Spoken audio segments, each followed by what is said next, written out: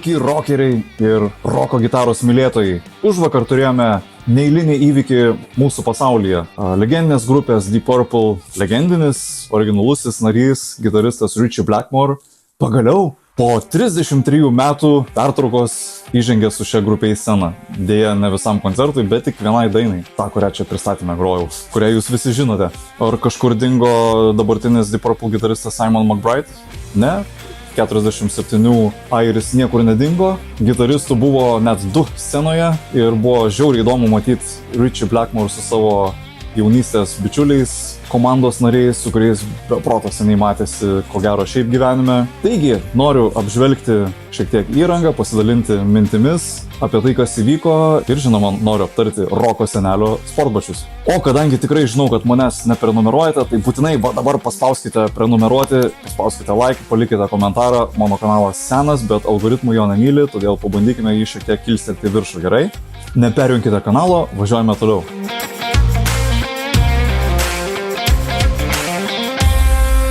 Toliau. Visą tai vyko New York'e, John Beach teatre 2026 rugpjūčio 12 dieną. Dabar žiūriu tą video ir... Tai sakant, jo, čia vyksta ilga preliudija ir Simon McBride lyg ir pradeda pirmus akordus vienas ir girdisi visokie šūksniai oh shit ir taip toliau, kai Ritchie Blackmore įeina į sceną. Keista, be jokio teatrališkumo, be jokios pompastikos žmogus išėjo į sceną su gitara rankose, jam buvo uždėtas laidas, tai pasibandė ar viskas veikia. Šiuolaikinės grupės turbūt daro iš tamsos išnyra muzikantas ir didžiuliai sprogimai, kažkokie ferverkai ir viskas prasideda, o čia va taip paprastai senoviškai į Angle modelį, apie kurį aš vėliau norėjau jums papasakoti, ir taip pat šalia stovi juostinis magnetofonas. Labai įdomus dalykas. Matote be bobino. Ir prasideda pirmieji riffai. 90% žmonių, kurie mokosi groti gitarą, groja šitą riffą. Kaip kitą dėmesį, kad yra apatinė ta G arba sol vadinama nata, su nykščiu spaudžia Ritchis, trečiame skirsnė šeštas įga. Jeigu gerai žiūri, su brauktuku, su brauktuku ir kartais pirštų gavim.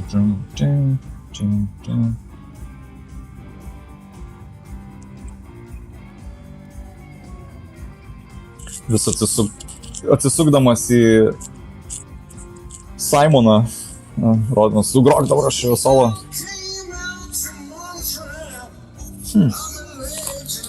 Kiek Janui Gillanui metų, kas žino? 45 gimimo, tai reiktų suskaičiuoti. 80 metų, tai metais jaunesnis už Ritchie Blackmore. Šiaip, aišku, padžiuvęs, pasausėjęs į senatvę tas balsas, kažko stebuklingo čia nereikia norėti, bet originalioj tonacijai tokias notas imti visai neblogai. Dabartinių gitaristų Simono traukia bekais, priedainį. Ritchis dirbo savo darbą. Kas nesate girdėję, Ritchie Blackmore'as niekada nemėgo radio sistemų, jam visą laiką rūpėjo ryšys tarp gitaros ir stiprintuvo su kabeliu.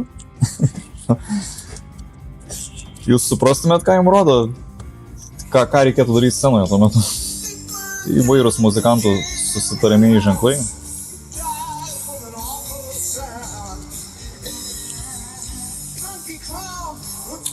Tai netgi tokio dydžio New Yorko scenoje žmogus groja su laidu, kurį, tai be jokio teatrališkumo atbėgo ir įkišo pagalbinio personalo žmogus į gitarą.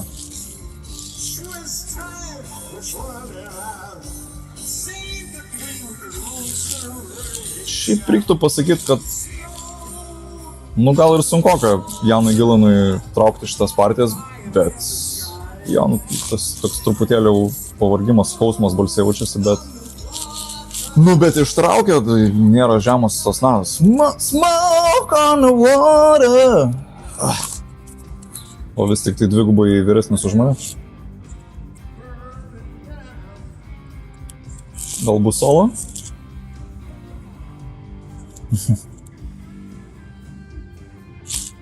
O.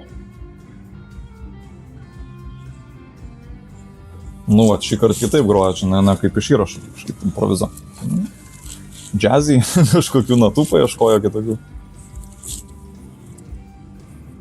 Ką vokalistas veikia per gitaros solo? Eina tamburinų pagrot. Kodėlgi ne? Turint omeny, kad Janas Paisas šiuo metu negroja per jokią lėkštą, per hatą. Eina maršas per snairą. Kaip jums atrodo, Richie Blackmore'as nėra šiek tiek susikaustęs ar atpratęs nuo tokio dydžio scenų? Taip pat lik ir nedrąsiai kažkur ar kažkokiu, nu nepavadinkim, netinkamų natų, bet taip kažkur bandė įdomiai improvizuoti, bet tai buvo tolokai nuo originalaus įrašo.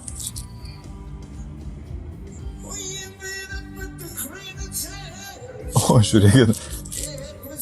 Ką Richie Blackmore'as su Jano Gilano ranka daro, paėmęs ranką ir naužo per stygas. Ai, niekur nedingo šou elementai nuo pat 80-ųjų metų. Kodėlgi ne? Žmonėm reikia duonos ir žaidimų, tai jie tą ir daro. Jie viską supranta, jie išrado duoną ir žaidimus gerokai anksčiau, iki 80-ųjų. Beje, Richie Blackmore'as paskutiniu metu turėjo rimtesnių sveikatos problemų, nes jinai buvo atšaukęs Blackmore's Night turą dėl sveikatos problemų, o prieš šį pasirodymą teigė, kad net 25 metus apskritai negrojo roko. Nors Blackmore's Night stilizuotas renesantinės muzikos koncertus kartais tikrai gali pavadinti roko koncertais.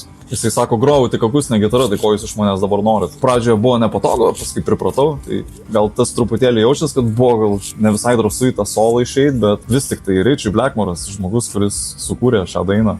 Sako, dabar vėl paimti elektrinę gitarą, užgroti šiek tiek gąsdina, nervina, bet atrodo susitvarkiau.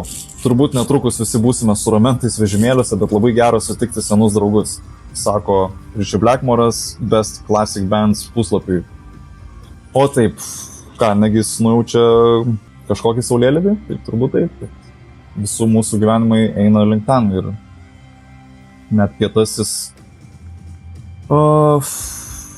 kaip jį kitaip pavadint, rūstusis Richie Blackmore'as jaučia senatvės požymius. Žiūrėkit, pamaigai, Janas Gilanas kokio ūgio.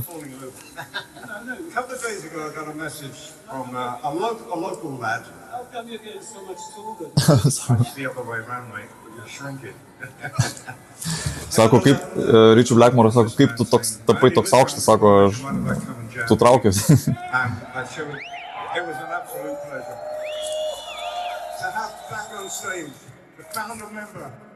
Žodžiu, pristato Richie Blackmore kaip founding member, tai yra grupės įkuriantysis narys, grupės vienas iš įkūrėjų. Immortal, nemirtingasis Richie Blackmore'as. Richie Blackmore'as kaip technikai paduoda savo gitarą Janui Gilanui ir išeina iš scenos firmiškai, pamojodamas, rodydamas liuksus. Tipiškas Richie Blackmore'as. Rodžeris Gloveris, ilgametis bendražygis ir grupiai Rainbow.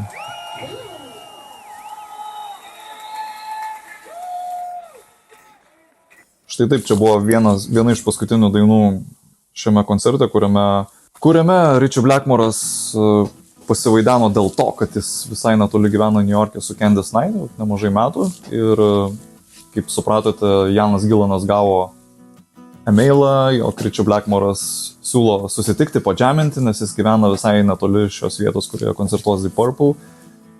Ir kaip matote, viskas pavyko ir kas ten žino, jie buvo nekartą nemenkai apsipykę, turbūt negalėjo dėl to toliau dirbti kartu Deep Purple. Richie Blackmore'as norėjo sekti savo solinės karjeros, su žmona Candice Night savo stilizuotos viduramžių, renesanso muzikos folk projektą Blackmore's Night. Ir taip tiesiog po truputį žmogus išėjo iš roko muzikos ir kaip jau rašo žurnalistam, nebuvo labai lengva paimti elektrinę gitarą ir arenoje išgroti roką. Šiek tiek nervinosi žmogus, tas gal šiek tiek jaučiasi, bet kaip matote, laikas gydo žaizdas ir seni bičiuliai, turbūt prieš 50 metų, jie buvo tikrai geri bičiuliai, ėmė ir susibėgo ant savo garbaus amžiaus į sceną pagroti kūrinį. Tikrai ne dėl pinigų, net nebejoju, jokie pinigai nežaidžia. Pasižiūrėkite nuotraukas iš užkulisių, kaip jie gražiai pozuoja, kaip seni bičiuliai susitikę. Tikrai nemanau, kad egzistuoja kažkokios spekulacijos, kad Richie Blackmore'as grįžtų ar ten daugiau su jais turuotų. Žmogui yra 81 metai ir jisai aiškiai pasakė, kad po truputį sveikata nebeleidžia to daryti ir netgi buvo nuimtas Blackmore's Night Touras, tai turbūt ir iš autorinių žmogus gali puikiausiai užsidirbti savo duonai, savo šeimai, vaikams ir, reiktų turbūt gerbti už tai, kad tam tikrų metų nulips nuo scenos, gal jau po truputį nulipo, o užlipęs 81 metų visiškai niekam nepridarė gėdos. Aišku, tokių metų, dabar net nežinau, reiktų apie save pagalvoti, ką aš tų metų veiksiu, jeigu aš sulauksiu, ar mano pirštai nebus kokie reumatos sėsti ir nebus drebančios rankos. Tai jaučiasi tas grubumas, man 41 metai, Richie Blackmore'ui 81 metai. Jaučiasi grubumas, šiek tiek, aišku, dėl ko jis atsargiai grojo, dėl ko buvo lik ir į suklydimo pusę kažkokių natų paleistų. Nebuvo blogai, buvo įdomu, o ypatingai ta pradžia, niekas kitas turbūt taip nesugros ir turbūt ne vien dėl to piršto iš viršaus prie 6 stygos 3 skirsnio su G. Vis tiek turis kažkokį savo cveką, tokį poimą, tą natą į nagą, vibrato, net ritminę gitarą grojant. Apžvelkime šiek tiek įrangą, neperinkite kanalą. Ok, tai ką gitaros dievas naudojo užvakar New York'e kartu su Deep Purple scenoje? Apart to, kad jis tikrai nenaudojo bevielės sistemos, tai ką mes matėme, gitara buvo pajungta technikos su laidu. Gitara tiesiog Fender Stratocaster, ištikimasis Richie Blackmore'o Excaliburas. Kaip prisipažino žvaigždė, net 25 metus nekeitė stygų ir dabar buvo proga pasikeisti stygas šiai gitarai. Kas skamba gal neįtikėtinai 25 metai, aš suprantu 5, gal net 10 metų, jeigu rankos švarios arba išsivalai stygas, jeigu jos nenutrūksta, nesurūdyja, tavo rankų prakaito pH yra pakankamas, kad jos visiškai nesutrūnytų, tai galbūt. Bet vis tik ir po skirsniais stygos išsidėvė, išsimala ir jos patampa tokios truputėlį keistos formos ir išdilusios, tai gal taip galima suprasti humorą, kad žmogus nukabino batus nuo vinies ir išėjo į sceną pagroti. Nežinau, ar tikrai 25 metus stygos gali išlaikyti ant gitaros, galbūt, nežinau, kas nors gal gali patikrinti moksliškai šį faktą. Dabartinis gitaristas Simon McBride groja su Angle stiprintuvų siena, o kaip žinia, Richie Blackmore'as taip pat grodavo su Anglais jau po Marshall karjeros ir šį kartą į sceną atsinešė visai kompaktišką kubelį, tai tik 100 vatų vieno 12 colio garsiakalbio stiprintuvas Angle Sovereign 100. Žmonės internete forumuose kalba, kad tai gali būti prototipas gamintas prieš Richie Blackmore'o vardinio stiprintuvo kubelio modelį. Bet Angle logotipas buvo nuimtas, tai visi, kas šiek tiek supranta, tai buvo galima atskirti iš panelės ir vadinamo grilio, kuris tinklelis uždengtas ant garsiakalbio. Dažnai gitaristai galvoja, kad taip reikia 4 didelių 12 colių garsiakalbių kolonėlės ir kuo daugiau, tuo geriau, neužtenka vienos, reikia 100 vatų stiprintuvo ir sienos su kolonėliu. Kaip matote, 81 metų galima į didžiulę areną išeiti ir su kubeliu. O šiaip jau 95 procentai, nežinau, iš lempos šoviau šį procentą grupių groja su procesoriais ir važinėja po pasaulį ir labai džiaugiasi tuo. Nežinau, aišku, galima eiti visiškai kitų kelių analoginių, purionistinių ir naudoti lempinius stiprintuvus, kodėlgi ne. Tai yra visai gražu, nostalgiška ir romantiška. Taip pat pastebėjote, kad prie kubelio iš kairės pusės stovėjo magnetofonas, dėja be magnetinių ričių, senas muzikos pasiklausimo įrenginys, tai yra Aiva TP1011 modelis, kurį su juostomis galima naudoti kaip eko arba delėjų, kuris turi keletą skirtingų skirtingas atstumai stovinčių nuskaitimo galvučių ir galima išgauti eko efektą. Hei. Bet šiuo atveju Aivo magnetofonas yra naudojamas dėl trempų, kurie sukelia 3 decibelus signalo ir aukštose dažniuose įvyksta tam tikra kompresija, kuri dar labiau stumia gitaros signalą į stiprintuvą, dėl ko išgaunamas toks šiltesnis roko skambesys. Šiais laikais netgi daugelis gitarų pedalų gamintojų gamina kažką labai panašaus į Aivo TP1011 simulacijas, netgi tam tikrą prasme iškirptas grandinės, kurias perkelia į pedaliukus ir tie pedaliukai pakankamai puikiai imituoja Aivo magnetofono schemotechniką. Na, bet turbūt tas magnetofonas jau toks mylimas ir nuo senų laikų turimas Richie Blackmore, kad, kaip sako amerikiečiai, jeigu tai veikia, kam tai taisyt, jeigu tai nesugedo, kodėl jį išmest.